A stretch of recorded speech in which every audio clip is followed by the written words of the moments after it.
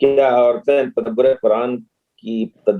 قرآن کی پڑھ سکتے ہیں؟ شاید کہنا چاہتے ہیں مولانا امین حسن اسرائی کی تدبر قرآن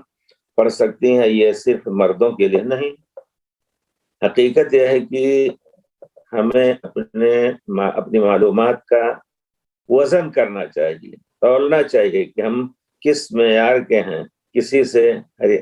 ایسے یوں اپنے اختیار سے اگر ہم پڑھنا شروع کر دیں گے تو ہم غلط رائے بھی لے سکتے ہیں۔ کسی غلط رائے کے بارے میں ہمیں معلومات پہلے سے نہیں ہوتی ہے تو ہم اسی کو اختیار کر سکتے ہیں۔ اس وجہ سے مشورہ لے کر کے کہ ہم کیا سمجھ سکتے ہیں، ہمارا مقدار کیا ہے، ہمارا وزن کیا ہے، ہماری وسعت کیا ہے علم کی، کسی عالم سے مشورہ لے کر کے اور کتابیں پڑھنا شروع کریں۔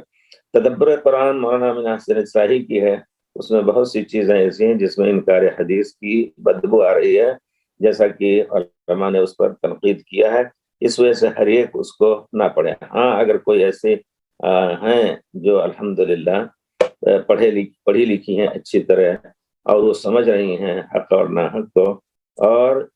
جہاں جس شخصیت کے بارے میں یہ اختلاف ہو ان سے متعلق اگر کوئی کتاب لکھی گئی ہے اس کو لے کر کے آپ اس کا مطالعہ کریں۔ اب جیسے مثلا مولانا مودودی کے بارے میں اگر کوئی مطالعہ کرنا چاہتا ہے، ان کی کتاب ترجمہ القرآن یا ان کی کتاب رسائل مسائل یا پردہ یا اور کچھ، تو مولانا کے بارے میں اگر کسی نے لکھا، الحمدللہ امت میں اللہ نے ہمیشہ ایسے مبارک لوگوں کو پیدا کیا ہے جو انشاءاللہ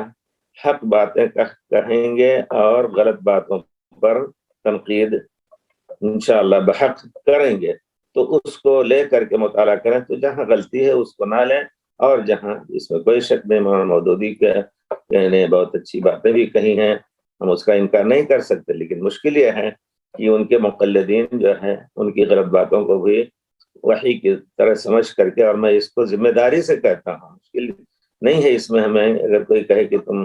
ایسی یعنی غیر مدلل بات کہتے ہو، وہ لوگ بیچارے جاہل ہوتے ہیں، کوئی انجینئر ہوتا ہے اور کوئی ڈاکٹر ہوتا ہے، کوئی اور کچھ پڑھے ہوتا ہے، بس وہی مولانا مودودی کی کتابیں ہی ان کی گویا مبلغ علم ہیں،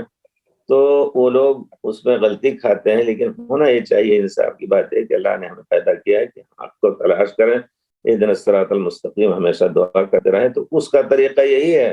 کہ اگر ان پر کسی نے ان کی غلطیوں پر انگلی رکھی ہے تو اس کو دیکھا جائے، اور اگر اس تنقید کرنے والے پر بھی رد کیا کسی نے تو اس کو بھی دیکھا جائے، تو انشاءاللہ اس طرح ہم صحیح مسئلے تک پہنچ سکتے ہیں۔ وہ مولانا اسرائی صاحب کی تدبر قرآن ہو یا کسی کی بھی ہو، یہاں تک کہ اگر آپ مولانا ثناء اللہ امرتسری کی بہت سی کتابیں یا تفسیر قرآن لے رہے ہیں اور کچھ لے رہے ہیں، ہر ایک کے بارے میں یہ ہمارا